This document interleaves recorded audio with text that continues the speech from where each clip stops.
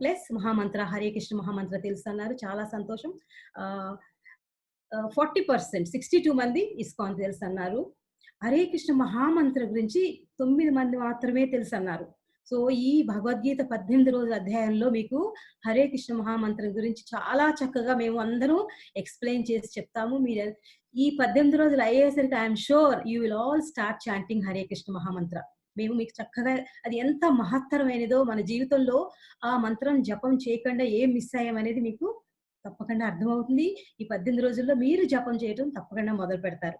Okay, తర్వాత ఇదే ఈ రెండింటి గురించి వింటాం ఇదే ఫస్ట్ టైం అని 23% 36 మంది అంటున్నారు. Prabhu thank you so much for your response. మనం ఇప్పుడు భగవద్గీత ఉపోద్ఘాతం మొదలుపెట్టి దాని తర్వాత మొదటి అధ్యాయానికి వెళ్దాం. Okay, let us start our introduction. Okay, Prabhu, you can remove the screen, I think, Prabhu, the polling screen. Okay, Hare Krishna. So Srila Prabhupada varu ఆయన ఆల్మోస్ట్ 70 years ఏజ్ లో 69 years అంతా వృద్ధాప్యంలో బృందావనంలో చక్కగా రాధాకృష్ణుల మందిరంలో ఉండేవారు. అది వదిలిపెట్టుకుని ఆయన పాశ్చాత్య దేశాలకి అమెరికా లాంటి దేశానికి వెళ్ళి ఆ రోజుల్లో 1960s లేట్ 60s లో ఒక ఆర్డినరీ షిప్ లో ప్రయాణం చేసి అక్కడ చేరుకున్నారు. ఎందుకనంటే ఈ భౌతిక ప్రపంచంలో ఉన్న వ్యక్తులందరూ మర్చిపోయి భగవంతుని గురించి మర్చిపోయి భగవద్ జ్ఞానం గురించి మర్చిపోయి ఈ భౌతిక ప్రపంచంలో పడి తిరుగుతున్న వీళ్ళకి నేను ఎలా హెల్ప్ చేయాలి అన్న తాపత్రయంతో శ్రీల ప్రభుపాదుల వారు వారి గురు మహారాజ్ ఇచ్చిన ఆశీర్వచనంతో ఆయన ఇన్స్ట్రక్షన్ తో యుఎస్ వెళ్ళి అక్కడ ఈ భగవద్గీతని చాలా విస్తృతంగా ప్రచారం చేశారు. భగవద్గీత, శ్రీమద్ భాగవతం, చైతన్య చరితామృతం లాంటి ఎన్నో వైష్ణవ సాహిత్యాల్ని అందరికీ పంచిపెట్టారు. ఎందుకంటే కృష్ణ ఈజ్ జగన్నాథ్. జగన్నాథ్ అంటే అర్థం జగత్తుకు నాదు, అంతేగాని ఒక ప్లేసుకు సంబంధించింది కాదు. ఇది సనాతన సంప్రదాయం. ఈ సంప్రదాయానికి ప్రతి జీవి ఎలిజిబుల్. ఈ సంప్రదాయాన్ని అందరికీ పంచటం కోసం శ్రీల ప్రభుపాదుల వారు అంత ఓల్డ్ ఏజ్ లో అన్ని ప్రపంచం నలుమూలల అన్ని ఖండాల్లో ఆసియా, ఆఫ్రికా, యూరోప్ అన్ని ఖండాల్లో ప్రయాణం చేసి 108 కృష్ణ మందిరాలు లేట్ ఆల్మోస్ట్ 68-69 ఏజ్ ఇయర్స్ లో ప్రయాణం చేసి ఆయన అన్ని మందిరాలు నిర్మించారంటే మనకి అది ఆశ్చర్యం అవుద్ది. ఎందుకంటే మనలాంటి వాళ్ళకి అది సాధ్యం కానే కాదు. కృష్ణ భగవాన్ యొక్క శక్త్యావేశ అవుతారనమాట. ఎంపవర్ చేస్తే కృష్ణ అలాంటివి సాధ్యం అవుతాయి. సో ప్రభుపాదుల వారికి ఎందుకు సాధ్యమైందంటే ఆయన చేతిలో భగవద్గీత, భాగవతం లాంటి మహాగ్రంథాలు ఉన్నాయి. వాటి వలన అంతమంది భక్తులను, వందలు కాదు, వేలు కాదు, లక్షల మంది భక్తులు, వందల కొద్ది మందిరాలకు ప్రభుపాదుల వారు అంత ఓల్డ్ ఏజ్ లో $1 తో ప్రయాణం చేసి ఇంత సాధించగలిగారు. సో ఇది ఈ భగవద్గీత యొక్క మహత్తు. ఓకే, సో ప్రభుపాదుల వారు ఇలా సాధించారంటే ఆయనకి భగవద్గీత మీద ఉన్నంత నమ్మకం, విశ్వాసం. భగవద్గీత, కృష్ణ భగవానుడు డిఫరెంట్ కాదు, they are not different from each other. ఆ నమ్మకంతో ప్రభుపాదుల వారు అందించిన ఈ భగవద్గీత యథాతథం నుంచి మనం ఈరోజు ఉపోద్ఘాతం ఇంట్రొడక్షన్ నేర్చుకుందాం. సో ఇందులో మీరు స్లైడ్స్ లో చూడగలుగుతున్నారు ప్రభుపాదుల వారు షిప్ లో ఎట్లా ట్రావెల్ చేశారో, ఆ యుఎస్ లో వెస్టర్న్ కంట్రీస్ లో ఏ విధంగా ప్రయాణం చేశారు, అందరితో కీర్తనలు ఎలా పాడించారు, హరే కృష్ణ మహామంత్రాన్ని విశ్వం అంతా ప్రచారం చేశారు. ఇప్పుడు అందరూ ఎంతో మంది భక్తులు, ప్రపంచంలో నలుమూలల నుంచి వచ్చిన భక్తులు కూడా హరే కృష్ణ మహామంత్రాన్ని జపం చేస్తారు. Next slide. సో ఇక్కడ మీరు ప్రభుపాదం చూడవచ్చు. వేరే యుఎస్ వెళ్ళినప్పుడు ఆయన పుస్తకాలు, ఆయన మెయిన్ పుస్తకాలు ప్రభుపాదుల వారు రచించిన ట్రాన్స్లేట్ చేసిన మెయిన్ పుస్తకాలు భగవద్గీత, భాగవతం, చైతన్య చరితామృతం పాటు ఎన్నో పుస్తకాలు ట్రాన్స్లేట్ చేశారు. ఎందుకంటే కృష్ణ చైతన్యానికి సంబంధించిన లిటరేచర్ అంతా ప్రభుపాదుల వారు ట్రాన్స్లేట్ చేసి డిఫరెంట్ లాంగ్వేజ్ లో అందరికీ అందించడానికి ఆయన కృషి చేశారు. ఆయన కృషి ఫలితమే ఈ రోజు మనం ఇక్కడ కూర్చుని భగవద్గీతని డిస్కస్ చేసుకోగలుగుతున్నాం. ఓకే, సో ఈ చిన్న వీడియోలో మీరు యూ కెన్ వాచ్ ప్రభుపాదుల వారు ఎట్లా 1965 సెప్టెంబర్ 19 వెళ్ళి ఎట్లా ట్రావెల్ చేశారో 1 minute వీడియో. కృష్ణ పృష్ఠాయ భూతలే శ్రీమతే భక్తి వేదాంత స్వామి ఇతి నామినే నమః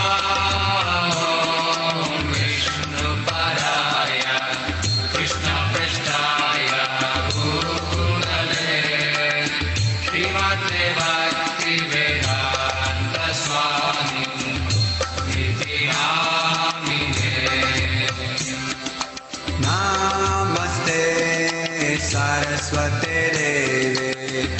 गौरवाणी प्रचारिणे निर्विशेषा शून्यवादी पाश्चात्यादेशतारिणे.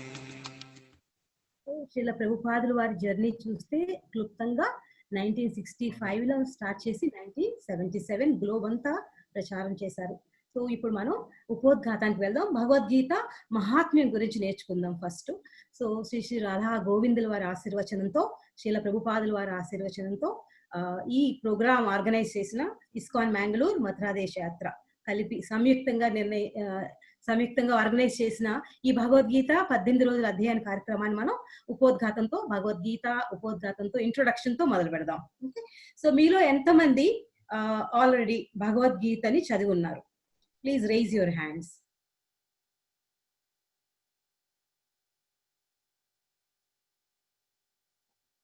ఓన్లీ 12, 13. ఓకే, మీలో ఎంతమంది భగవద్గీతను చదివారు? మీరు ఎస్ ఆప్షన్ కూడా క్లిక్ చేయొచ్చండి. మీ పార్టిసిపెంట్స్ సెక్షన్ లో మీకు as green colour tick option ఉంటుంది, అది కూడా మీరు యూజ్ చేయొచ్చు.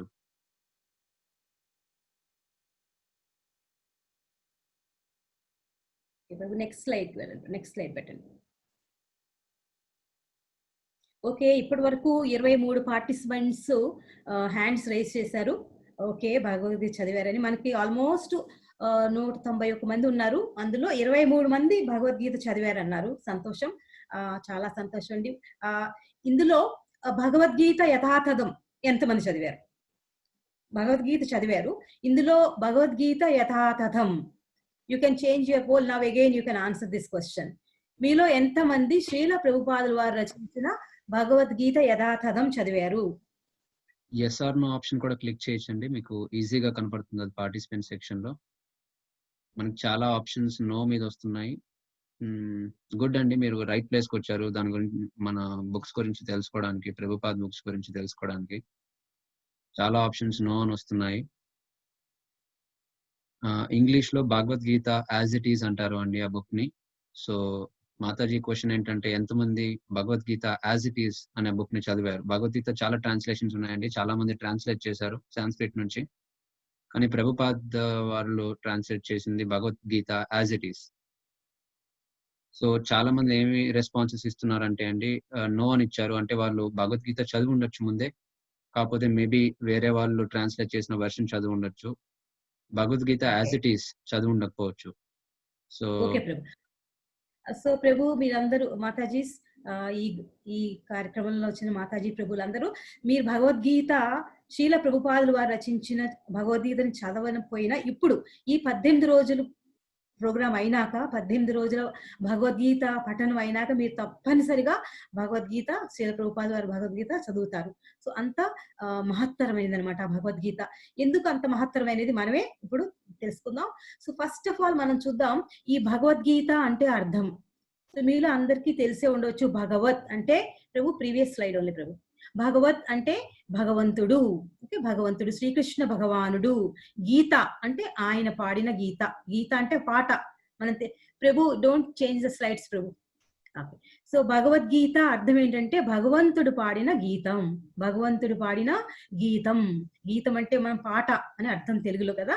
సో భగవంతుడు పాడిన గీతం ఎంత మధురంగా ఉంటుందో మనం అందరూ ఊహించవచ్చు. మామూలు మనుషులు పాడే గీతాలే ఎంతో అందంగా ఉంటాయి, మనం ఎన్నోసార్లు వినాలనుకుంటాం. ఇంకా భగవంతుడు పాడిన గీతం ఎంత బాగుంటుంది. సో ఆ భగవంతుడు ఎప్పుడు పాడతారు ఈ గీతాన్ని? ఎవరి కోసం పాడతారు? సో ఈ భగవంతుడు ఆయన భగవద్గీతలో చెప్పినట్టు ఎప్పుడైతే అధర్మం వృద్ధి పొందుతుందో, ఎప్పుడైతే ఇర్రిలీజియన్ పెరిగిపోతుందో, అప్పుడు నేను స్వయంగా వచ్చి ఈ రిలీజియన్ ని పునఃస్థాపితం చేయటం కోసం వస్తాను. అలా వచ్చినప్పుడే ఆయన ఈ గీతని వినిపిస్తారు. ఎవరికి వినిపిస్తారు? ఎవరు పడితే వాళ్ళకి వినిపిస్తారా? ప్రతి ఒక్కరికి వినిపిస్తారా? భగవంతుడు ఇది రాజ విద్య. ఈ భగవద్గీతను ఏమన్నారు? రాజ విద్య. విద్యల్లో కన్నా రాజ విద్య. సో ఈ రాజ విద్య అనేది అందరికీ అంత తేలిగ్గా దొరకదు. ఎవరికి దొరుకుద్ది? అర్హత ఉన్న వాళ్ళకే దొరుకుద్ది. ఆ అర్హత ఎవరికి ఉంటది మనం ఇప్పుడు చూద్దాం. సో నేను ఇంత ముందు చెప్పినట్టు భగవద్గీత అంటే భగవంతుడు పాడిన ఈ గీతం. ఈ మధురమైన గీతాన్ని భగవంతుడు 5000 సంవత్సరాల క్రితం అర్జునుడి కోసం కురుక్షేత్ర రణరంగంలో యుద్ధ సమయంలో అర్జునుడి కోసం పాడి వినిపించిన గీతం, ఈ మధురమైన గీతం. సో ఈ భగవద్గీతలో మనకి 18 అధ్యాయాలు ఉన్నాయి. ఈ రోజు మనం ఫస్ట్ అధ్యాయం చూస్తాం. 700 శ్లోకాలు ఉన్నాయి. సో ఈ 18 రోజుల్లో మనం 700 శ్లోకాలు చూడలేము. ముఖ్యమైన శ్లోకాలు మీకు అందరికీ వినిపిస్తారు. ముఖ్యమైన శ్లోకాలు వాటి భావం మీకు నేర్పిస్తాం. అది విన్న తర్వాత మీకు భగవద్గీత మీద ఇంట్రెస్ట్ ఎంత పెరుగుద్దో మీరే చూడొచ్చు అనమాట. అంత మహత్తరమైనది ఈ భగవద్గీత. సో ఇది మనందరి సమస్యలకి సమాధానం ఇవ్వగల పురాణ గ్రంథం. అందరి సమస్యలు, చాలా రకరకాల సమస్యలు, మనందరం ఒక బ్యాటిల్ ఫీల్డ్ లో ఉన్నాం. అర్జునుడు ఒక్కడే లేడు, మనందరం ఈ భవ సాగరంలో మునిగి తేలుతూ ఉన్నాం. అటువంటి ప్రయాణంలో మనకి ఈ భగవద్గీత యొక్క అవసరం చాలా ఎక్కువ. సో మనం ముఖ్యంగా ఏదైనా పుస్తకం కానీ చదవాలంటే దానికి కాంప్లిమెంటరీ ఎట్లా ఉంది, కాంప్లిమెంట్స్ రివ్యూ ఎలా ఉంది అని చూస్తాం కదా. సో ఇక్కడ మనకి రివ్యూ మహాత్మా గాంధీ ఇస్తున్నారు. ఆయన ఏమంటున్నారంటే ఈ భగవద్గీత అనేది ఆధ్యాత్మిక నిఘంటువు, ఒక డిక్షనరీ, ఆధ్యాత్మిక డిక్షనరీ, మన ఆధ్యాత్మిక ప్రయాణానికి కావలసిన డిక్షనరీ. ఈ మహాత్మా గాంధీ ఒక్కటే చెప్పలేదు, చాలా మంది నాయకులు, ఎంతో మంది నాయకులు ఇది ప్రేరణ ఇచ్చే బుక్, ఇట్స్ ఇన్స్పిరేషనల్ బుక్ అని చెప్తారన్నమాట. జస్ట్ ఆర్డినరీ పీపుల్ అలా కాకుండా ఆచార్యులు కూడా ఎంతో మంది చెప్తారు. భగవద్గీతలో స్వయంగా అర్జునుడు చెప్తాడు, నారద ముని, ఎంతో మంది మునులు దీని గురించి మనకి చెప్తారనమాట. భగవద్గీతని నెక్స్ట్ స్లైడ్ ప్రభు. భగవద్గీతని శ్రీల విశ్వనాథ్ చక్రవర్తి ఠాకూర్ ఏమంటారంటే భగవద్గీత అనేది ఒక జ్యువెల్ బాక్స్ లాంటిది. జ్యువెల్ బాక్స్ నగలు మనం నగలు పెట్టుకుంటాం కదా, నగలు పెట్టి లాంటిదని శ్రీ విశ్వనాథ్ చక్రవర్తి ఠాకూర్ వైష్ణవ ఆచార్యులు వారు ఆయన చెప్తారు.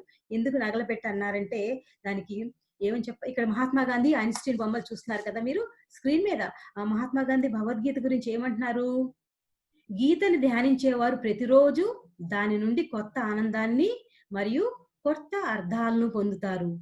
సో ఎప్పుడైతే మనం భగవద్గీతని రోజు చదువుతామో ఒక్కొక్క రోజు ప్రతిరోజు ఒక రకమైన ఆనందం వస్తుంది, ఒక కొత్త అర్థాలు మనకి వినిపిస్తాయి.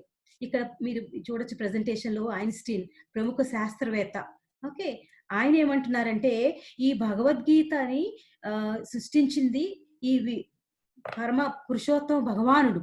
ఈ భగవద్గీత ముందు ఈ ఆర్డినరీ మండేన్ థింగ్స్, భౌతిక సంబంధమైన విషయాలన్నీ నిరుపయోగంగా అనిపిస్తున్నాయి అంటున్నారు. అంత పెద్ద శాస్త్రవేత్తే అంత పెద్ద రిమార్క్ ఇచ్చారనమాట. ఈ భగవద్గీత ముందు మాలాంటి శాస్త్రవేత్తలు కనిపెట్టిన అంత నిరుపయోగం అంటున్నారు. అంటే ఆయనకు అర్థమైంది ప్రతి ఒక్కరికి మనకి కావలసింది ఏంటి.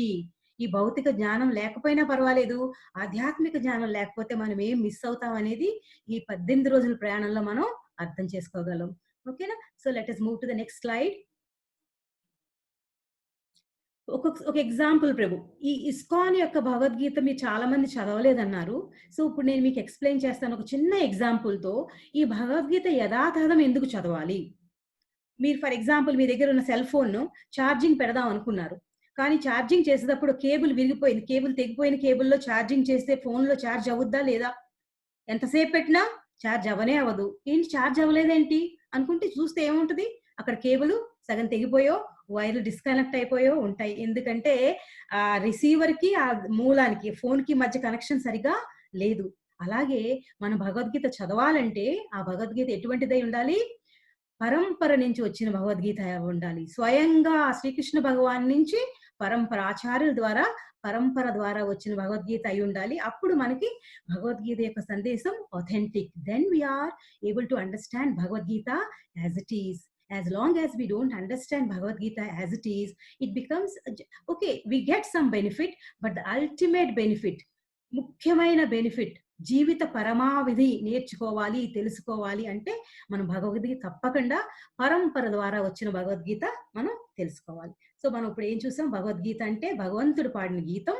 సో భగవంతుడు పాడిన గీతం ఆర్డినరీ గీతం కాదు, అది ఒక నగల పెట్టి లాంటిది. నగల పెట్టి చాలా వాల్యుబుల్ కదా. సో విశ్వనాథ్ చక్రవర్తి ఠాకూర్ అంటారు, నా నగల పెట్టికి 3 పార్ట్లు ఉంటాయి, పైన ఒక మూత, కింద బాక్స్, మధ్యలో నగలు. అట్లాగే భగవద్గీత కూడా 3 పార్ట్లుగా డివైడ్ చేయబడింది.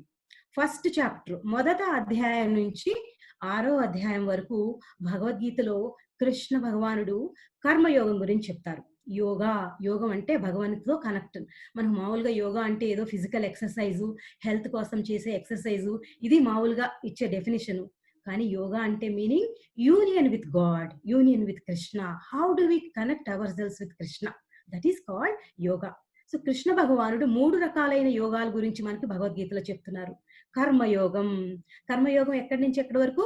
చాప్టర్ 1 నుంచి చాప్టర్ 6 వరకు. అది ఆ నగల బాక్స్ యొక్క కింద పార్ట్ అన్నమాట. Box part. పైన మూత వచ్చి 13వ అధ్యాయం నుంచి 18వ అధ్యాయం వరకు వచ్చేది మూత. అక్కడ ఏం చెప్తారంటే కృష్ణ భగవానుడు మనకి జ్ఞాన యోగం గురించి, జ్ఞానం ద్వారా భగవంతునితో ఎలా యోగం అవ్వచ్చు, how can we unite with Krishna through knowledge. జ్ఞానం ద్వారా. ఇక మధ్యలో వచ్చే నగలు ఉన్నాయి కదా, ద మోస్ట్ వాల్యుబుల్ పార్ట్. మనందరి దృష్టి దాని మీదే ఉంటుంది. నగల బాక్స్ లో పెట్టామంటే నగల మీదే కదా మన ధ్యాస అంతా. సో ఆ నగలేంటి? భక్తి యోగం. సో భక్తి యోగం అంతా ఎక్కడి నుంచి మొదలు 7th చాప్టర్ నుంచి 12th చాప్టర్ వరకు కృష్ణ భగవానుడు అర్జునుడికి చాలా చక్కగా భక్తి యోగం గురించి వివరిస్తారు. భక్తి యోగం ఎంత మహత్తరమైనదో మనకి అర్థమవుతుంది కదా. రియల్ జ్యువెల్స్ భక్తి యోగ. భక్తి యోగ అంటే ఏంటంటే సింపుల్ డెఫినేషన్ లో చెప్పాలంటే టు లవ్ కృష్ణ, జస్ట్ భగవంతుని ప్రేమించడం, దట్ ఈస్ భక్తి. ఓకే, మనం చేసే ప్రతి పని భగవంతునికి అర్పించి చేయటం. భగవంతుడు అంటారు కదా, యత్ కరోషి యజస్నాషి యజ్జుహోషి దదాసి యత్ తస్య కౌంతేయ తత్కరుష్వ మదర్పణం. నువ్వే పని చేసినా, ఏమి తిన్నా, ఏ తపస్సులు చేసినా, ఏమి దానాలు ఇచ్చినా నాకు అర్పణ చెయ్యి అన్నారు కృష్ణ. అది కృష్ణ చైతన్యం అంటే. అందుకనే ప్రభుపాదుల వారు ఇస్కాన్ అని పెట్టారు, international society for Krishna consciousness. Krishna consciousness అంటే కృష్ణ భావన. మనం చేసే ప్రతి పని కృష్ణ భావనతో చేయటమే కృష్ణ భావనామృతం. సో కృష్ణ భావనని మన జీవితంలో ఎలా ఇంప్రూవ్ చేసుకోవాలనేది మనకి ఈ భగవద్గీత హెల్ప్ చేస్తుంది. సో పరంపర ద్వారా వచ్చే భగవద్గీత చదివితే మనకి సందేశం చాలా క్లియర్ గా అర్థమవుద్ది. సో ఈ భగవద్గీత అనేది చాలా సింపుల్. భగవద్గీత విస్తారమైన బుక్. చదవాలంటే 1 సంవత్సరం వరకు పడుద్ది. అంత ఈజీ కాదు. 18 రోజుల్లో మనం అంత ఈజీగా మనం చదవలేము. కానీ మనకి 18 రోజుల్లో ఎందుకు ప్రోగ్రామ్ అటెండ్ చేసాం, 18 రోజులు ఎట్లా నేర్చుకోగలం అనిపించచ్చు మీకు. కానీ ఇక్కడ ఎందుకంటే మెయిన్ లక్ష్యం ఏంటంటే భగవద్గీతని నేర్పించడానికి మిమ్మల్ని ఈ భగవద్గీత డీప్ స్టడీ కోసం రెడీ చేయడం కోసం. ఈ 18 రోజుల్లో మేము ఇచ్చే నాలెడ్జ్ ద్వారా మీరు డీప్ నాలెడ్జ్ కోసం రెడీ అవ్వటం కోసం మా ఈ ప్రయత్నం. ఓకే, ఈ విస్తారమైన బుక్ క్రమబద్ధంగా చదవాలంటే మనకి మినిమం 1 సంవత్సరం పడుద్ది. ఓకే, కానీ మన కృష్ణుడు మరి అర్జున్ మధ్య వాళ్ళ ఆలోచనలు ఎలా ఉన్నాయి, వాళ్ళ డిస్కషన్స్ ఎలా ఉన్నాయి, ఇవన్నీ మనం నేర్చుకోవాలంటే చాలా డీప్ గా స్టడీ చేయాలి. కానీ ఈ 18 రోజులు మీరు అండర్స్టాండ్ చేసుకుంటే definitely it will create an interest in you and we will all start studying again Bhagavad Gita in a deeper way. So that is the main purpose of organizing this program for 18 days. So Bhagavad Gita A mood లో ఎట్లా start అయింది భగవద్గీత అనేది మనందరికీ తెలుసు. భగవద్గీత కృష్ణ భగవానుడు అర్జునుడికి కురుక్షేత్ర రణరంగంలో చెప్పినది. So అర్జునుడికి ఎందుకు చెప్పారు? అర్జునుడు సందిగ్ధతలో ఉన్నాడు, భ్రాంతిలో ఉన్నారు. ఓకే, మరి అర్జునుడు మామూలు వ్యక్తి కాదు కదా. అర్జునుడు కృష్ణుడి యొక్క చాలా డియర్ మోస్ట్ డివోటీ. మనకి ఆర్డినరీ ప్రైమ్ మినిస్టర్ తోనే అసోసియేట్ అవ్వాలంటే మనకు చాలా ఒక కెపాసిటీ ఉండాలి, చాలా ఒక ఎక్స్పర్టీజ్ ఉండాలి, ఎంతో క్వాలిఫికేషన్ యోగ్యత ఉండాలి. సో మరి అర్జునుడికి ఎంత యోగ్యత ఉంటే ప్రతిరోజు కృష్ణ భగవానుతో ఆయన తిరిగేవారు, కలిసి ఆడుకునేవారు, కలిసి తిరిగేవారు. ఇంత సంబంధం ఉన్న అర్జునుడికి ఎందుకు భ్రాంతి వచ్చింది, ఎందుకు సందిగ్ధత వచ్చింది అని మనం అనుకోవచ్చు కదా. మనలాంటి వాళ్ళకి మరి ఇంకెన్ని సందేహాలు రావాలి, మనం ఎలా అర్థం చేసుకోగలం అసలు భగవద్గీత అనిపించచ్చు. ఇదంతా అగైన్ కృష్ణాస్ యోజన, కృష్ణ ప్లాన్ అన్నమాట. కృష్ణ అర్జునుడిని ఇలాంటి పరిస్థితుల్లో నెట్టి అర్జునుడితో ప్రశ్నలు అడిగించి మనకి ఆన్సర్స్ చెప్పడం కోసం ఈ భగవద్గీత కృష్ణ భగవానుడు మనకి ఇచ్చారనమాట. సో ఇప్పుడు అర్జునుడు అడిగే ఈ ప్రశ్నలన్నీ మన కోసం. ఓకే, అర్జునుడు అక్కడ శ్రోత అవ్వచ్చు, కానీ మనం కూడా ఇప్పుడు కృష్ణ భగవానుడిచ్చే ఈ భగవద్గీతలో మనందరం కూడా శ్రోత. అందరి శ్రేయస్ కోసం ఈ భగవద్గీత చెప్పబడింది. సో అర్జునుడు అడిగే ఈ ప్రశ్నలన్నీ మనం కనుక అర్థం చేసుకుని ఫస్ట్ స్టార్ట్ అయినప్పుడు అర్జునుడి మనస్థితి ఎలా ఉంది, 18వ అధ్యాయం వచ్చేసరికి అర్జున్ మనస్థితి ఎలా మారిపోయింది మనం చూస్తే తప్పనిసరిగా మనకే చేంజ్ వస్తుంది. మనం కూడా like we can become like Arjuna లాగా అవటానికి చాలా ఛాన్సెస్ ఉన్నాయన్నమాట. అందుకే ఈ ప్రయత్నం మీ అందరికీ ఈ భగవద్గీతని యథాతథంగా ప్రజెంట్ చేసి ఈ 18 రోజుల్లో భగవద్గీత సారాంశాన్ని మీకు అందజేసి మీలో ఆ ఉత్సాహాన్ని కలిగించడం కోసం ఈ ప్రోగ్రామ్ అరేంజ్ అయింది.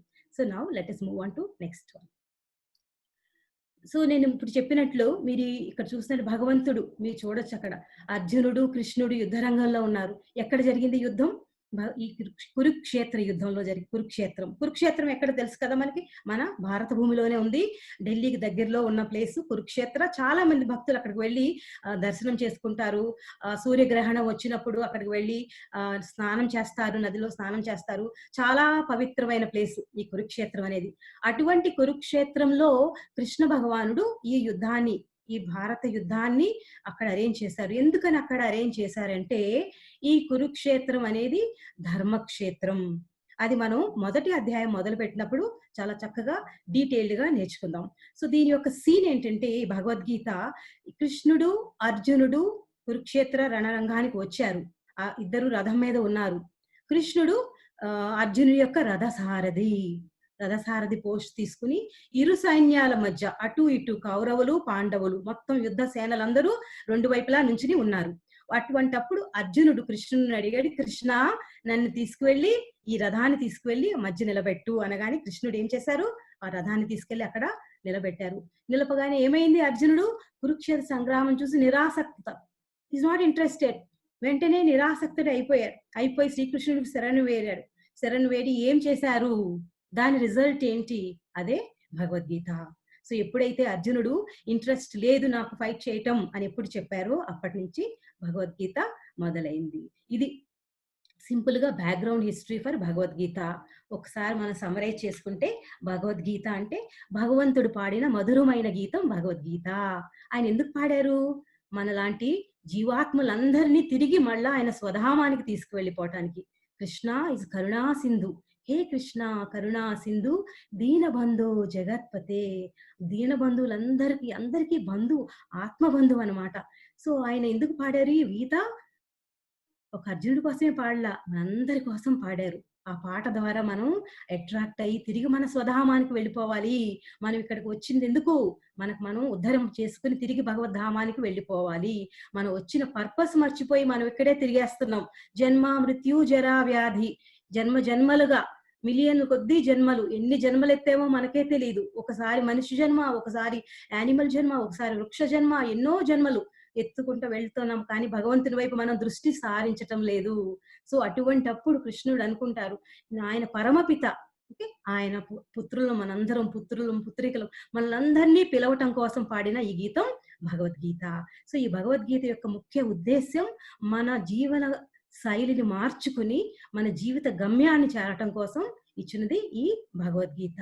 సో ఎవరి దగ్గర నుంచి వినాలి భగవద్గీత, ఎవరు పడితే వాళ్ళ దగ్గర నుంచి వినేయచ్చా, మనం దాని వల్ల మనకి అంత లాభం వస్తుందా అంటే, భగవద్గీత ఎవరి నుంచి వినాలి, నేను ఇందాక చెప్పినట్టుగా పరంపర ద్వారా వచ్చిన ఆచార్యులు రచించిన భగవద్గీత చదవటం వల్ల మనకి భగవద్గీత ఉద్దేశం మనకి అర్థమవుద్ది, మనకి క్లియర్ గా గోల్ కనిపిస్తుంది అనమాట. సో అది మెయిన్ రీజన్. ఎటువంటి మూడ్ లో మనం భగవద్గీతను చదవాలి. ఇక్కడ అర్జునుడు ఏమన్నారు, కృష్ణుడితో చెప్పి వెళ్ళిపోలా, కృష్ణుడికి శరణాగతి వేడుకున్నారు అనమాట. So what is the mood, మనకి ఏ మూడ్ లో భగవద్గీత అర్థం చేసుకోగలం, ఎప్పుడైతే మనం శరణాగతి మూడ్ లోకి వెళ్తామో అప్పుడు మనకు భగవద్గీత చాలా చక్కగా అర్థమవుద్ది.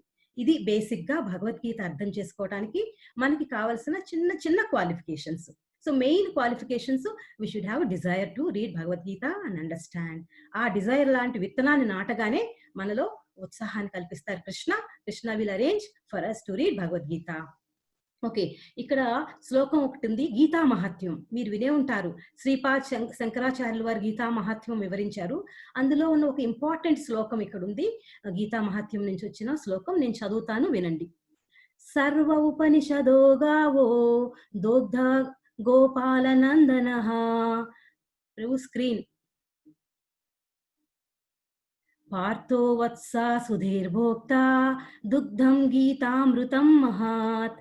సో ఈ గీతా మహాత్మ్యంలో శ్రీపాద శంకరాచార్య వాళ్ళు ఏం చెప్తున్నారంటే, ఈ ఉపనిషత్తులు ఉన్నాయి కదా అవన్నీ ఆవు లాంటి. ఓకే, ఆవు పాలు పితికేవారు ఎవరు, నందకుమారుడు శ్రీకృష్ణ భగవానుడు, సుందర బాలుడైన శ్రీకృష్ణ భగవానుడు ఆ పాలు పితుకుతున్నారనమాట. ఆ పాలను తాగేది ఎవరు, అర్జునుడు ఎవరు, దూడ. సో దూడ, ఆవు పాలు పితికేవారు శ్రీకృష్ణ భగవానుడు. ఆ పాలు పితికి అర్జునుడికి ఇస్తే అర్జునుడు తాగుతున్నారన్నమాట. ఆ గీతామృతం ఎలా ఉంది అంటే అది అమృతం. ఓకే, సో ఎంతో మంది మేధస్సు కలిగిన వారు, అదృష్టవంతులైన భక్తులు మనలాంటి వాళ్ళు ఆ పాలను తాగి ఆనందించి మన పరమ గమ్యాన్ని మనం చేరుకోవచ్చు అనమాట. ఇది గీతా మహాత్మ్యం. శ్రీపాద శంకరాచార్యులు వారు ఎక్స్ప్లెయిన్ చేసిన గీతా మహాత్మ్యం. సో ఇంత మహత్తు గల గీతాన్ని మీరందరూ వినటానికి ఈ రోజు ఇక్కడ అసెంబ్లీ అయినందుకు చాలా సంతోషం. మనందరం చాలా ఫార్చునేట్ పీపుల్ అన్నమాట. చాలా అదృష్టవంతులం. భగవద్గీత గురించి వినటం, కృష్ణ భగవాన్ నామాన్ని వినటం, హరే కృష్ణ మహామంత్రం వినటం, ఇవన్నీ ఆర్డినరీ విషయాలు కాదు. ఎంతో పూర్వజన్మ తపస్సుతోనే ఇవన్నీ మనకి దొరుకుతాయి. సో ఇది ఈ భగవద్గీత యొక్క ఉపోద్ఘాతం. ఇప్పుడు మనం ఫస్ట్ చాప్టర్ కి వెళ్దాం. మనకి అరౌండ్ 20 minutes టైం ఉంది. 20 minutes టైంలో భగవద్గీత మొదటి అధ్యాయాన్ని మీకు ఎక్స్ప్లెయిన్ చేయడానికి ప్రయత్నిస్తా. ఓకే, సో భగవద్గీత ఫస్ట్ అధ్యాయాన్ని హెడ్డింగ్ మామూలుగా అర్జున విషాద యోగం అంటారు, లేదా కురుక్షేత్ర రణరంగంలో యుద్ధ పరిశీలనము. డిఫరెంట్ హెడ్డింగ్స్ డిఫరెంట్ ఆచార్యులు ఇస్తారు.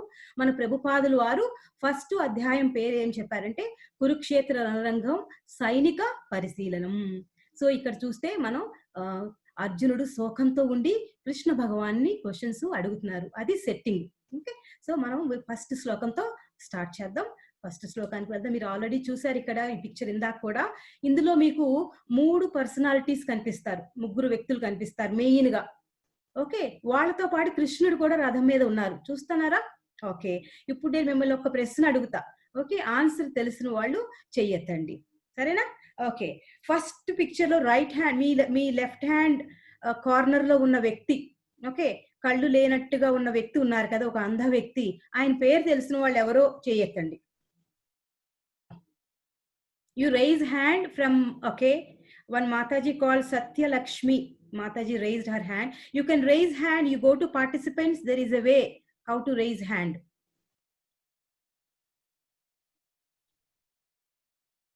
చూస్తుంటే చాలా మందికి తెలిసినట్టుందండి ఈ 3 క్యారెక్టర్స్. సో మన పార్టిసిపెంట్స్ ఇన్వాల్వ్మెంట్ పెరుగుతుంది. ఇప్పటి వరకు 90 people ఆన్సర్ చేశారు. Okay Prabhu. For the time being Mataji please continue. Okay Prabhu. So చాలా మందికి తెలుసు ఆన్సర్. వాళ్ళ ఆన్సర్ చెప్పడానికి you can unmute Prabhu, 1 person at least. Okay Mataji, let's pick one Prabhu. Ganesh Tallam Prabhu, మిమ్మల్ని అన్మ్యూట్ చేస్తున్నాను. మిమ్మల్ని అన్మ్యూట్ చేశాను, ఒకసారి చూడండి. హరే కృష్ణ గణేష్ తల్లం ప్రభు. హరే కృష్ణ ప్రభు. హరే కృష్ణ. హరే కృష్ణ మాతాజీ. కృష్ణ ప్రభు, థ్యాంక్ యూ సో మచ్. ఎవరు ప్రభు ఆ వ్యక్తి పేరు? ధృతరాష్ట్ర మహారాజు Mataji. Dhritarashtra. Thank you Prabhu, thank you so much. Basics నుంచి స్టార్ట్ చేస్తున్నామని thank you so much. So ఇక్కడ 3 వ్యక్తులు పర్సనాలిటీస్ చూసాము. ధృతరాష్ట్ర మహారాజు. సో మధ్యలో ఉన్న వ్యక్తి మీరందరూ ఐడెంటిఫై చేయగలరు, దుర్యోధనుడు. ఓకే, కింద ఉన్న వ్యక్తి ఎవరు? అర్జునుడు. ఓకే, వీళ్ళ 3 యొక్క రెస్పాన్స్ ఈ ఫస్ట్ చాప్టర్ లో వాళ్ళ 3 రెస్పాన్స్ ఎలా ఉంది, అదే ఫస్ట్ చాప్టర్ యొక్క సమరీ. వాళ్ళ 3 వ్యక్తులు 3 రకాలుగా రెస్పాండ్ అయ్యారు. వాళ్ళు ఎలా రెస్పాండ్ అయ్యారో మనం ఒకటిగా చూద్దాం, 1 by 1 చూద్దాం. ఫస్ట్ ధృతరాష్ట్రుడు రెస్పాన్స్ వెళ్దాం. ఓకే, ధృతరాష్ట్రుడు మీకు తెలుసు కదా, కౌరవుల యొక్క తండ్రి. 100 మంది పుత్రులు, అందులో దుర్యోధనుడు పెద్దవాడు. ఓకే, 100 మంది పుత్రులు ధృతరాష్ట్రుడు. సో ధృతరాష్ట్రుడు మీకు అందరికి తెలిసినట్టుగా ఆయన అంధుడు. ఆయనకి కళ్ళు కనిపించవు, పుట్టుకతోనే ఆయనకి అంధత్వం ఉంది. అందువల్ల ఆయన యుద్ధంలో పార్టిసిపేట్ చేయలేకపోవడం వల్ల ఆయన కోసం సంజయుడిని అరేంజ్ చేశారు. సంజయుడు ఒక మహాన్ వ్యక్తి, ఆయన భక్తుడు కూడా. ఆయనకి వ్యాస మహర్షి దివ్య చక్షువులు ఇచ్చారు. దివ్య చక్షువుల ద్వారా కురుక్షేత్రంలో ఏం జరుగుతుందో అక్కడ ధృతరాష్ట్రుని ముందు కూర్చుని, రాజమహల్లో కూర్చుని మొత్తం చెప్పగల ఆయనకి యోగ్యత ప్రదానం చేశారు. ఎవరు ప్రదానం చేశారు? వ్యాస మహర్షి. సో అక్కడ కూర్చుని ధృతరాష్ట్రుల వారికి ఎక్స్ప్లెయిన్ చేయడానికి సంజయులు రెడీ అవుతున్నారు. సో ధృతరాష్ట్రుడు అప్పుడు సంజయుని ఈ విధంగా అడుగుతున్నారు. ఇది ఫస్ట్ శ్లోకం. సో ఫస్ట్ శ్లోకం ఎవరి క్వశ్చన్ తో మొదలైంది? ధృతరాష్ట్రునితో మొదలైంది. ధృతరాష్ట్ర ఉవాచ ధర్మక్షేత్రే కురుక్షేత్రే సమవేతాయుయుత్సవః మామకః పాండవశ్చైవ కిమకుర్వత సంజయ. సో ధృతరాష్ట్రుడు, ఆయన కళ్ళు లేవు కదా. సో ఆయన ఎక్స్టర్నల్ గా కూడా అంధుడే, ఇంటర్నల్ గా కూడా అంధుడే. సో మనకి అనిపించవచ్చు భగవద్గీత ఎంతో ఉన్నతమైన గ్రంథం కదా, ఏంటి ధృతరాష్ట్రుడితో మొదలు పెట్టారేంటి, ఒక గుడ్డి ఆయనతో మొదలు పెట్టారేంటి, ఆయన మంచోడు కూడా కాదు కదా, సో అలాంటి వాళ్ళతో మొదలైతే ఎలా చదువుతాం ఈ భగవద్గీత, అదే ఏ కృష్ణుడో మొదలు పెట్టుంటే బాగుండేది, లేదా అర్జునుడు మొదలు పెట్టుంటే బాగుండేది అనిపించచ్చు కదా మనకి. కానీ ఈ భగవద్గీత మనలాంటి వాళ్ళందరికీ ఒక ఆన్సర్ ఇవ్వటం కోసం, మనం కూడా అందులోమే. ఎటువంటి అందులో మనకి ఎటువంటి అంధత్వం ఉందంటే స్పిరిచువల్ అంధత్వం అన్నమాట.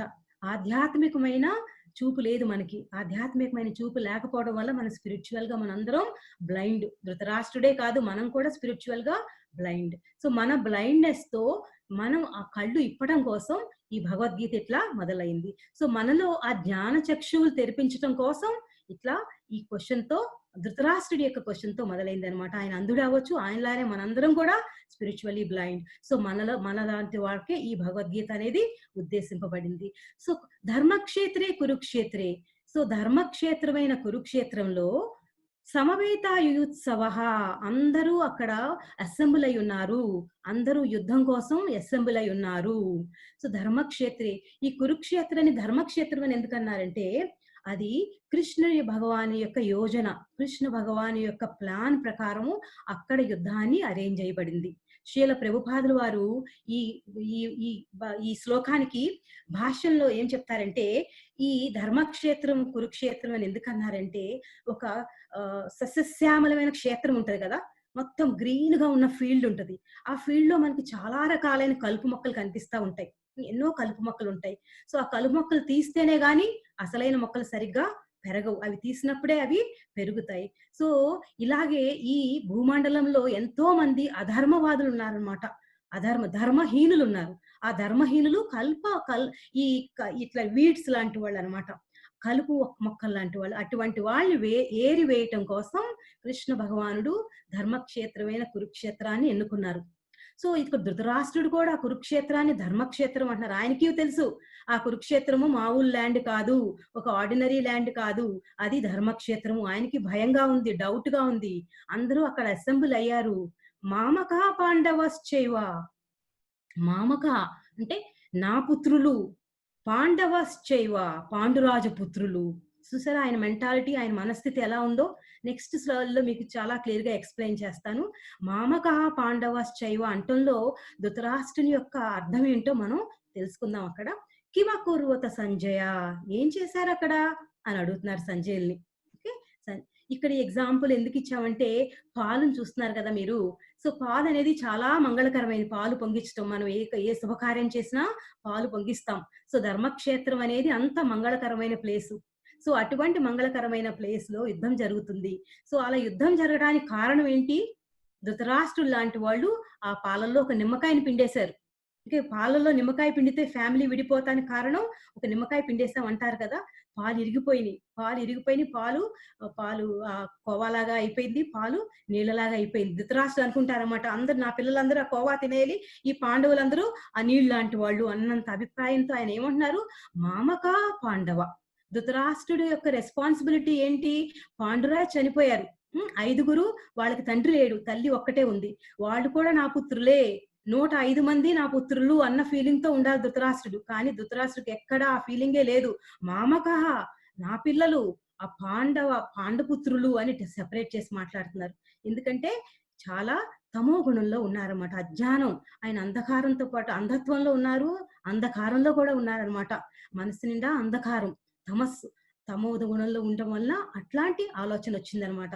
ఇది ధృతరాష్ట్రుని యొక్క మూడ్, ఆయన మూడ్ అట్లా ఉందనమాట, తమో గుణం యొక్క మూడ్ లో ఉంది. అందుకే మామక పాండవ, నా పుత్రులు పాండవ పుత్రులు ఉన్నారు అని సెపరేట్ చేసి మాట్లాడుతున్నారు.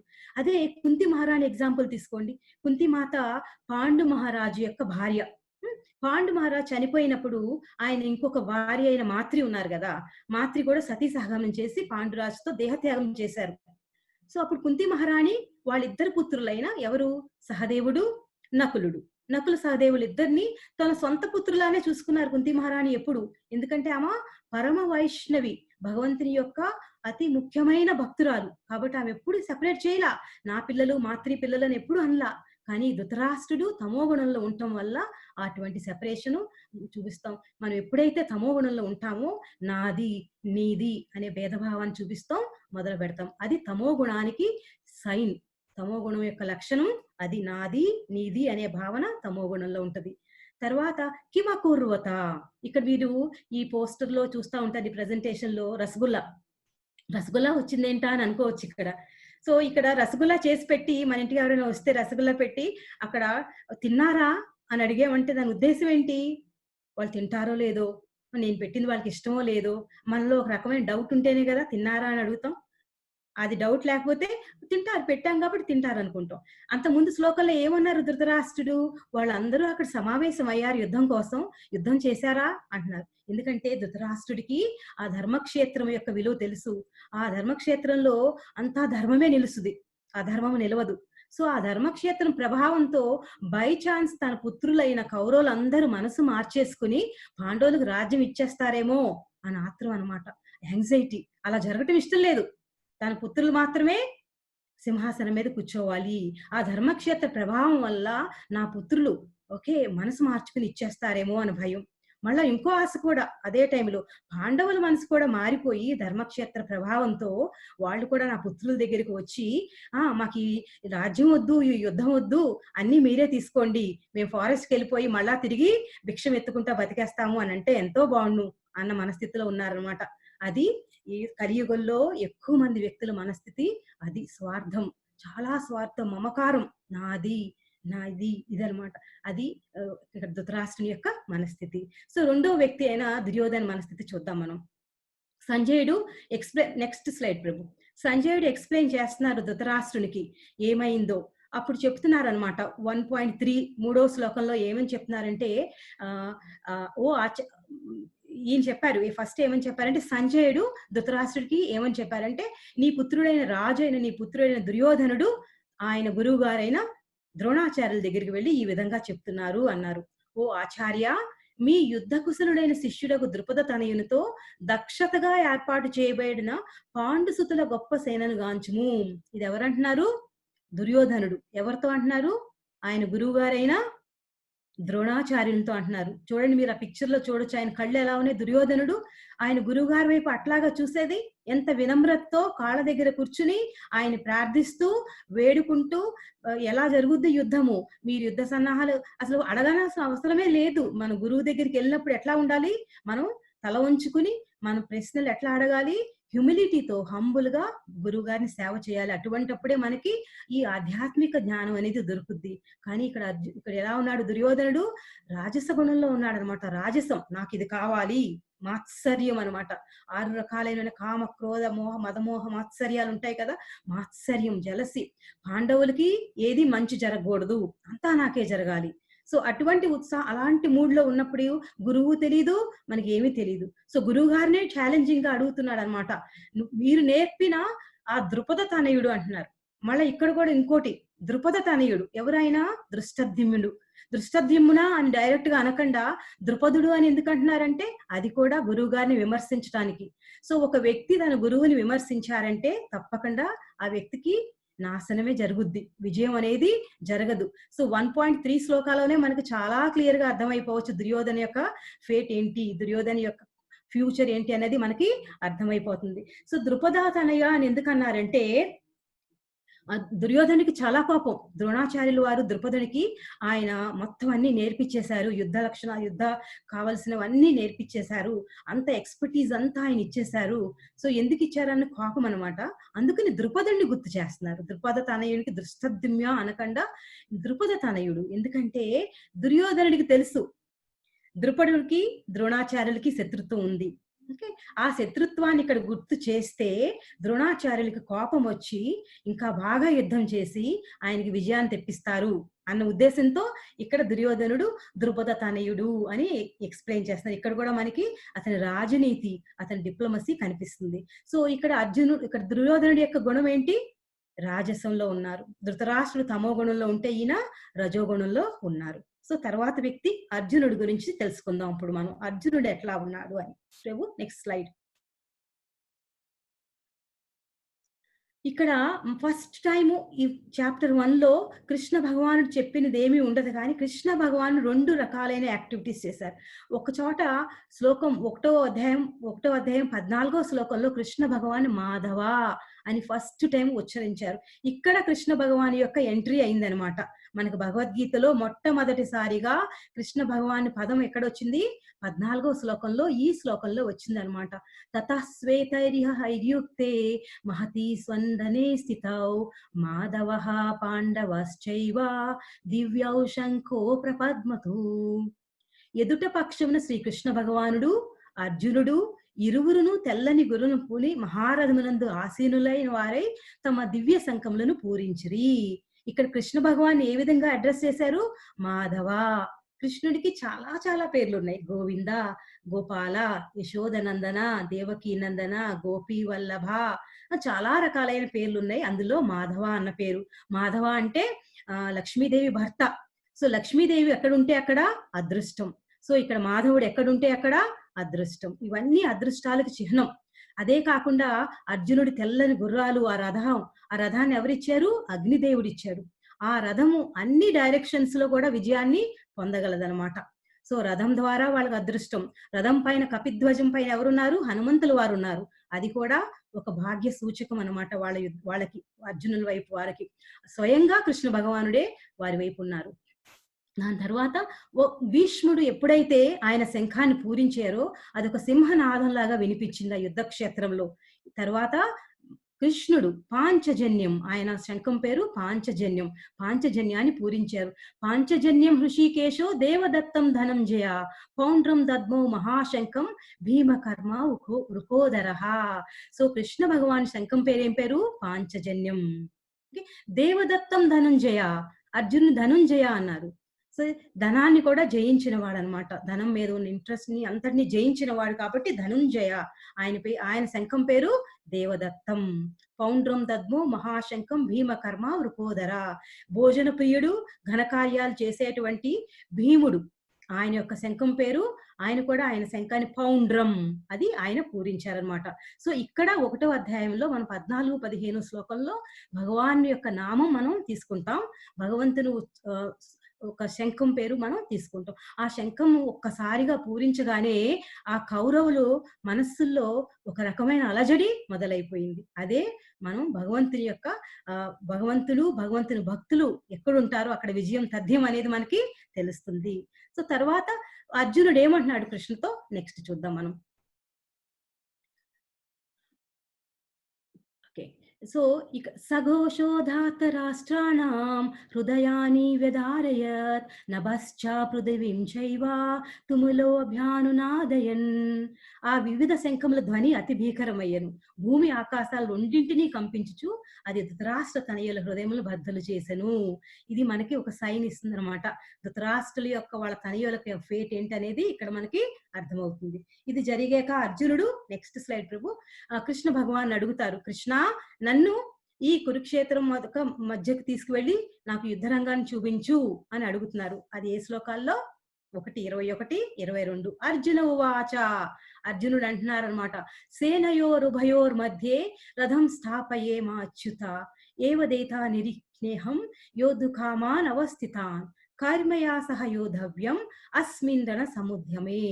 కృష్ణ ఈ రథాన్ని తీసుకెళ్లి వాళ్ళ మధ్యలో పెట్టు అని అడుగుతున్నారు. ఇంతకు ముందు మనం ధృతరాష్ట్రుడి గురించి విన్నాం, దుర్యోధనుడి గురించి విన్నాం, ముందు అర్జునుడి గురించి తెలుసుకోబోతున్నాం. దాని ముందు భగవంతుడు కృష్ణ భగవానుడు అర్జునుడికి రథసారథి అవ్వటానికి ఒప్పుకున్నారు.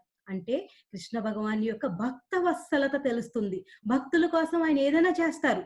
రథసారథి అనేది చాలా సింపుల్ మీనియల్ పోస్ట్. ఆయన కాళ్ళ దగ్గర కూర్చోవాలి, అర్జునుడి కాళ్ళ దగ్గర కూర్చోవాలి. ఆ రణరంగంలో ఏమీ వినిపించదు. అటువంటి అప్పుడు అర్జునుడు రైట్ సైడ్ వెళ్ళాలంటే కృష్ణుడు రైట్ సైడ్ కాళ్ళతో తన్నుతారు, లెఫ్ట్ సైడ్ వెళ్ళాలంటే లెఫ్ట్ సైడ్ తనాలి. అలాగే చెప్పాలన్నమాట కృష్ణుడికి అర్జునుడు. సో పరమ పురుషోత్తమ భగవానుడైన అనంత సృష్టికర్త అయిన ఆ కృష్ణ భగవానుడు తన భక్తుడి పాదాల దగ్గర కూర్చుని ఆయన ఇన్స్ట్రక్షన్స్ ఫాలో అవుతున్నారంటే కృష్ణ భగవాను భక్త వత్సలతను మనం అర్థం చేసుకోవచ్చు. కృష్ణ ఈజ్ భక్త పరాధీన, హం భక్త పరాధీన. నేను భక్తుల ఆధీనంలో ఉంటాను, నేను భక్తుల కోసం ఏదైనా చేస్తాను, నాకు నా భక్తుల మధ్య ఇంకెవరూ లేరు, నాకు నా భక్తులు తప్ప ఎవరూ తెలియదు అని బోల్డ్ గా అనౌన్స్ చేయమంటారు అర్జునుడితో. నా భక్తులకు నాశనం లేదు. సో అంత భక్తవత్సలుడు మన శ్రీకృష్ణ భగవానుడు. సో అంత భక్తవత్సలైన శ్రీకృష్ణ భగవాన్ శరణు మనం వేడాలంటే తప్పనిసరిగా భగవద్గీతను నేర్చుకోవాలి. సో ఇప్పుడు రథం వెళ్ళాక అర్జునుడి మనస్థితి ఎలా ఉంది? అర్జునుడు 4 రకాలైన రీజన్స్ చెప్పారనమాట. ఏమని చెప్పాడు? కృష్ణ నేను యుద్ధం చెయ్యను అని చెప్పేశారు ప్రభు. Next slide. యుద్ధం చేయను కృష్ణ, నేను ఇప్పుడు యుద్ధం చేసే పరిస్థితిలో లేను అని చెప్పేసి ఆ యుద్ధం చేయకపోవటానికి 4 కారణాలు చెప్పేస్తున్నారు అనమాట. ఇక్కడ అర్జునుడికి అన్ని రకాలుగా కృష్ణుడు అరేంజ్ చేసేసారు. ప్రతిదీ శుభశకునమే. ఆయనకి కృష్ణ భగవానుడు స్వయంగా ఉన్నారు. ఆ రోజు మోక్షద ఏకాదశి నాడు జరిగింది. మోక్షం వస్తుంది ఏదైనా అయినా గాని. ఆయన ఋషికేశుడే. ఋషికేశుడు అంటే మన సెన్సెస్ ని కంట్రోల్ చేసే కృష్ణ భగవానుడే అక్కడే ఉన్నారు. కపిధ్వజం ఉంది, మంచి రథం, అగ్నిదేవుడు ఇచ్చిన రథం ఉంది, శంఖనాదాలు, భగవంతుడు పూరించిన శంఖనాదాలు ఇవన్నీ ఉన్నా గాని అర్జునుడు నేను యుద్ధం చేయను అని చెప్తున్నారన్నమాట. యుద్ధం చేయకపోవటానికి 4 కారణాలు చెప్తున్నారు. అదేంటంటే ఫస్ట్ కారణం ఏం చెప్తున్నారంటే, కృష్ణ నేను యుద్ధం చేయను ఎందుకంటే నా మనసు కరుణతో నిండిపోయింది అని చెప్తున్నారు ప్రభు. Next slide. అర్జునుడు మనసంతా కరుణతో నిండిపోయింది అనమాట. ఎందుకని? అటువైపు చూసారా, అక్కడ తల పట్టుకుని కృష్ణ నేను యుద్ధం చేయను, ఆయన కళ్ళ నుంచి నీళ్లు కారుతున్నాయి. ఎందుకంటే అర్జునుడు మామూలు వ్యక్తి కాదు, భక్తుడు హృదయం ఎలా ఉంటది? రోజ్ పెటల్స్ లాగా, వెన్నలాగా సాఫ్ట్ గా. దుర్యోధనుడి ఫేస్ చూశారు కదా ఇందాక, ఎంత కటువుగా, ఎంత కపటత్వంతో ఉందో. ఇక్కడ అర్జునుడు ఏమంటున్నారు? నేను యుద్ధం చేయను, నాకు కన్నీళ్లు వస్తున్నాయి. 1.28 లో చెప్తున్నారు, కరుణ, నా మనసు కరుణతో నిండిపోయింది. ఎందుకంటే ఎదురుగుండా ఉన్న వాళ్ళందరూ నా గురువులు, వాళ్ళతో నేను యుద్ధం చేయను. నెక్స్ట్ రీజన్ ఏం చెప్తున్నారంటే, కృష్ణ నేను ఇలా యుద్ధం చేయటం వల్ల నాకు పాపం వస్తుంది, ఆ పాపం చేయటానికి నేను రెడీగా లేను. సో నా ఫ్యామిలీ, బంధువులు అందరూ చనిపోయాక నాకు సుఖం ఉండదు. 1:31 లో చెప్తున్నా, నాకేం సుఖం వాళ్ళందరూ వెళ్ళిపోయాక, నేను ఎట్లా ఎంజాయ్ చేస్తాను? మళ్ళా పాపం వస్తుంది వాళ్ళందరినీ చంపి. తర్వాత కుటుంబ సంప్రదాయాలన్నీ నాశనం అయిపోతాయి. ఎందుకంటే భర్తలందరూ యుద్ధంలో సంహరించబడితే విధవలు అయిపోతారు అందరూ.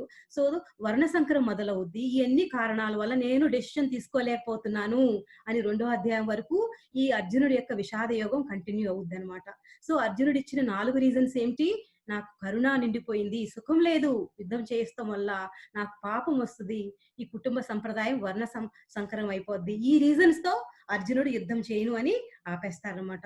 అర్థం చేసి ఏం చెప్తారు తర్వాత కృష్ణుడితో, కృష్ణ నాకు రోమాంచితం అయిపోతుంది, నాకు వణుకు వస్తుంది, మాట రావట్లేదు, నా చేతులు వణుకుతున్నాయి, గాంధీవం నాకు పడిపోతుంది కింద అని చెప్పి అర్జునుడు ఏం చెప్పారు? కృష్ణుడితో చెప్పి గాంధీవాని కింద పాడేశారనమాట. సో ఇది స్థితి. ఇటువంటి స్థితిలో మీరు అర్జునుని సపోర్ట్ చేస్తారా, కృష్ణుని సపోర్ట్ చేస్తారా? ఎవరు కరెక్ట్? అర్జునుడు నా బంధువులు నేను చంపను అంటున్నారు కదా. సో ఎంతమంది అర్జున్ని సపోర్ట్ చేస్తారు? Please rise your hands. అర్జునుడు చేసింది ఇది కరెక్టేనా?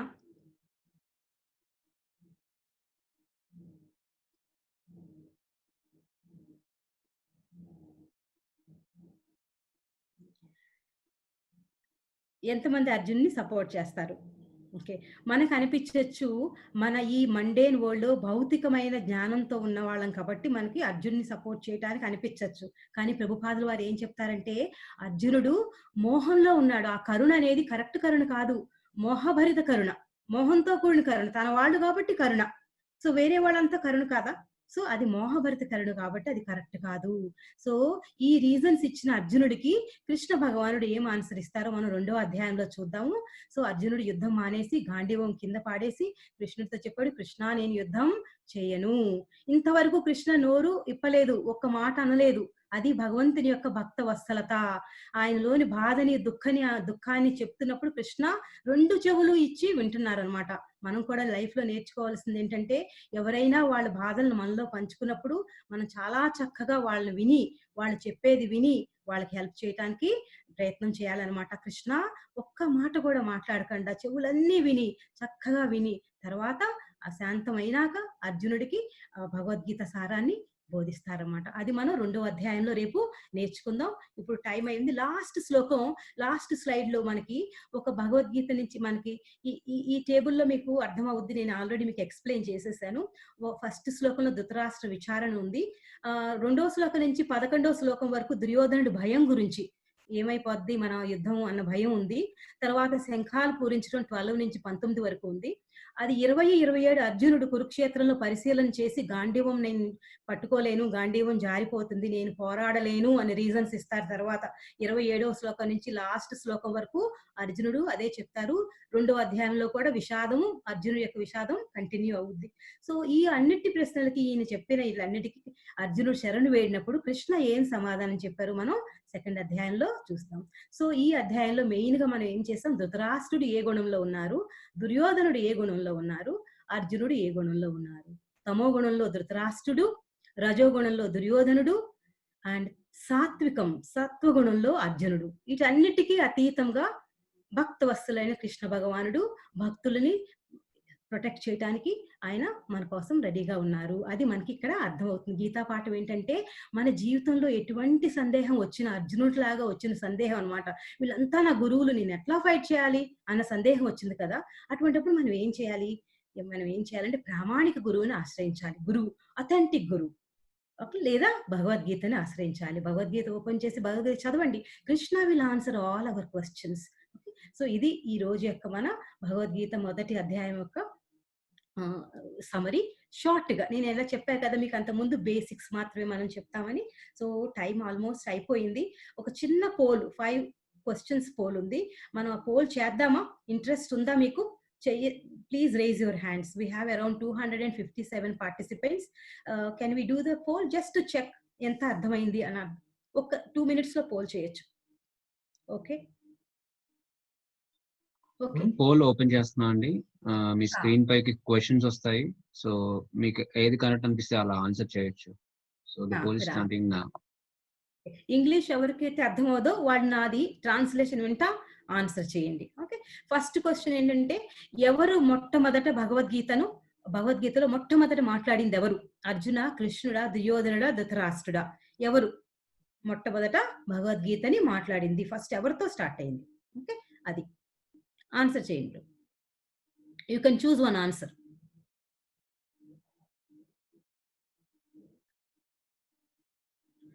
రెండో ప్రశ్న, ధృతరాష్ట్రుడు కురుక్షేత్రని ధర్మక్షేత్ర అని పిలిచినప్పుడు ఆయన ఫీలింగ్ ఎలా ఉంది?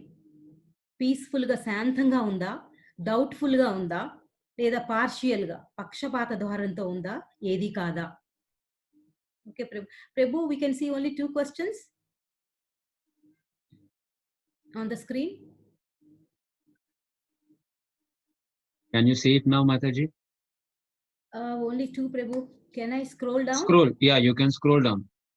Okay, okay, okay. మీరు అందరూ స్క్రోల్ చేయండి. 5 క్వశ్చన్స్ ఒకటేసారి వస్తాయి. సో మీరు ఆ క్వశ్చన్స్ అన్ని స్క్రోల్ చేయొచ్చు. సో మాతాజీ మీకు థర్డ్ క్వశ్చన్ ఎక్స్ప్లెయిన్ చేస్తారు తెలుగులో. సో మూడో ప్రశ్న ఏమంటున్నారంటే దుర్యోధనుడు ఆయన గురువు గారు కదా మాట్లాడినప్పుడు, ఓకే, ఎవరు ఎట్లా? ఓకే, దుర్యోధనుడు ఆయన గురువు గారితో మాట్లాడారు. కింద ఉన్న వాళ్ళలో ఆయన గురువు గారు ఎవరు? అది అర్థం, దాని అర్థం. భీష్మ, శకుని, ద్రోణాచార్య, ధృతరాష్ట్ర ఎవరు? ఏ గురువులు ఎవరితో మాట్లాడారు దుర్యోధనుడు? సో నాలుగో క్వశ్చన్, అర్జునుడి యొక్క ఏ భావం, ఏ ఎమోషన్ ఓకే మీరు రిలేట్ చేస్తారు, మీకు రిలేట్ చేయొచ్చు. 4 ఆన్సర్లు ఉన్నాయి ప్రభు అక్కడ. కంపాషన్ అంటే కరుణ, పాపం చేస్తామన్న భావం, ఫ్యామిలీ ట్రెడిషన్ డిస్ట్రాయ్ అయిపోద్దన్న భావం, ఫ్యామిలీలు, బంధువులు లేదా ఫ్రెండ్స్, బంధుమిత్రులు లేని బతుకెందుకు అన్నారు అర్జునుడు. దాంతో మీరు దేంతో ఏకీభవిస్తారు? అది మీ ఇష్టం, అదేని ఆన్సర్ రాయొచ్చు. అది ఇన్ఫరెన్షియల్ క్వశ్చన్. మీరు దేంతో ఏకీభవిస్తారు? లాస్ట్ ప్రశ్న, మనకి భగవద్గీత ఎందుకు హెల్ప్ చేస్తుంది? ఆత్మ సాక్షాత్కారం లేదా స్ట్రెస్ మేనేజ్మెంట్ గా మనలో ఉన్న ఒత్తిడిని ఎలా తట్టుకోవాలో హెల్ప్ చేస్తుందా? తట్టుకోవడానికి డెసిషన్ మేకింగ్, నిర్ణయం ఎలా తీసుకోవాలి అది హెల్ప్ చేస్తుందా? లేదా అన్నియ? 3 రకాలైన అన్నియ ఏది అనేది